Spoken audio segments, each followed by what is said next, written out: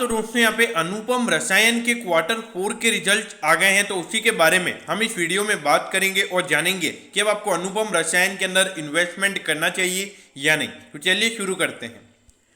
तो देखिए, सबसे पहले अगर हम यहाँ पे डिविडेंड की बात करेंगे तो 0.5 रुपीज़ का डिविडेंड यहाँ पे कंपनी ने रिकमेंड किया है, यानी कि अगर आपके पास 100 शेयर्स हैं तो आपको यहाँ पे 50 रुपीज़ का डिविडेंड मिलेगा। अब इसके बाद अगर हम रेवेन्यू की बात करें तो पिछले क्वार्टर के कंपैरिजन में टोटल रेवेन्यू यहाँ पे 47% बढ़कर 271 करोड़ का यहाँ पे कंपनी का टोटल रेवेन्यू निकल कर आया है। तो रेवेन्यू यहाँ पे क्वार्टरली बेसिस पर बहुत ही अच्छे तरीके से हमको बढ़ता हुआ नजर आ रहा है। लेकिन अगर हम प्रॉफिटेबिलिटी की बात करेंगे तो वो सिर्फ यहाँ पर 2.3% बढ़कर 22.1 करोड़ का यहाँ पे कंपनी का नेट प्रॉफिट निकल कर आया है। अब इसके बाद अगर हम रेवेन्यू की ईयर ऑन ईयर बेसिस यानी कि पिछले साल के जनवरी से मार्च वाले क्वार्टर से अगर हम कंपेयर करें तो उसके कंपैरिजन में 72% यहाँ पे कंपनी का रेवेन्यू बढ़कर 271 करोड़ निकल कर आया है। तो अगर हम रेवेन्यू ग्रोथ की बात करें तो क्वार्टरली बेसिस पर भी रेवेन्यू बहुत अच्छे तरीके से बढ़ता हुआ नजर आ रहा है और ईयरली बेसिस पर भी यहाँ पे रेवेन्यू कंपनी का बहुत अच्छे तरीके से हमको बढ़ता हुआ नजर आ रहा है। अब एट दी एंड अगर हम ईयर ऑन ईयर बेसिस यानी कि पिछले साल के जनवरी से मार्च वाले क्वार्टर से अगर हम कंपेयर करें तो नेट प्रॉफिट यहाँ पे पिछले साल के मुकाबले डबल हो चुका है और 114% का यहाँ पे कंपनी का नेट प्रॉफिट निकल कर आया है। मतलब इतनी ग्रोथ यहाँ पे कंपनी के नेट प्रॉफिट में देखने को मिली है।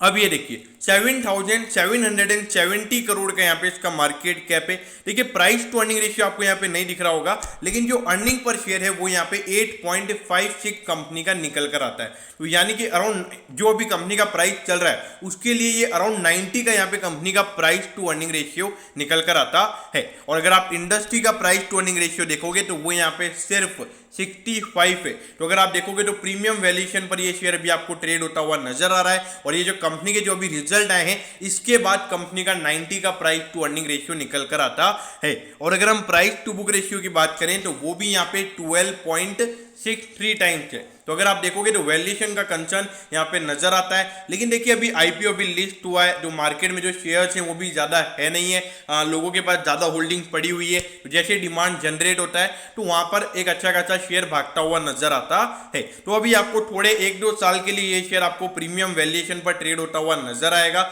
लेकिन हाँ, अगर कंपनी की प्रॉफिटेबिलिटी जो मार्केट चाहता है और अगर कंपनी उतना प्रॉफिट रिपोर्ट नहीं करती है तो सीधी बात है कि वहाँ पर जो मार्केट है वो स्टॉक को पनिश करता हुआ नजर आएगा।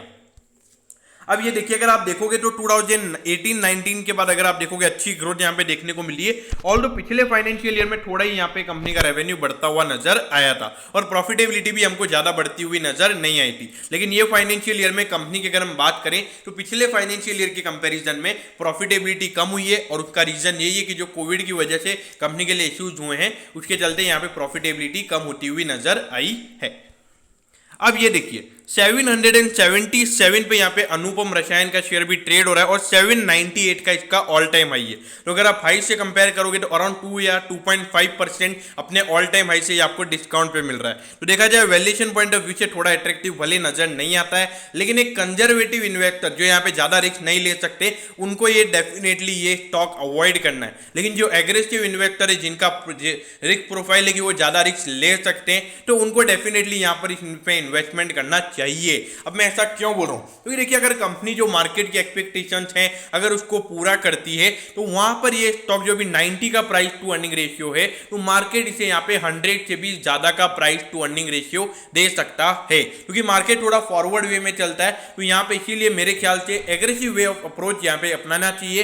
कंजर्वेटिव इन्वेस्टर्स को डेफिनेटली स्टॉक को अवॉइड करना चाहिए। अब बात करते हैं शॉर्ट टर्म व्यू की। तो देखिए, अगर रिसेंटली अगर देखा जाए तो इसका 555 का इसका इश्यू प्राइस था। तो अगर इश्यू प्राइस से अगर हम कंपेयर करेंगे तो अराउंड 40% ये स्टॉक ऑलरेडी भाग चुका है। तो देखिए, पहले से इसमें बहुत ज्यादा रनअप हो चुका है और अगर इसके बाद अगर रनअप होता भी है तो मेरे ख्याल से 900 या 950 तक मैक्सिमम, उसके बाद मेरे ख्याल से थोड़ी सी प्रॉफिट बुकिंग यहाँ पर रिटेल इन्वेस्टर्स के थ्रू देखने को मिल सकती है। और यह बात हमको भूलनी नहीं है कि 35% का रिटेल एलोकेशन इस शेयर के अंदर था। तो देखिए 35%, तो ये 35% बहुत ज्यादा रिटेल एलोकेशन है, लेकिन हो सकता है लिस्टिंग इन बहुत सारे रिटेल इन्वेस्टर निकल भी गए होंगे।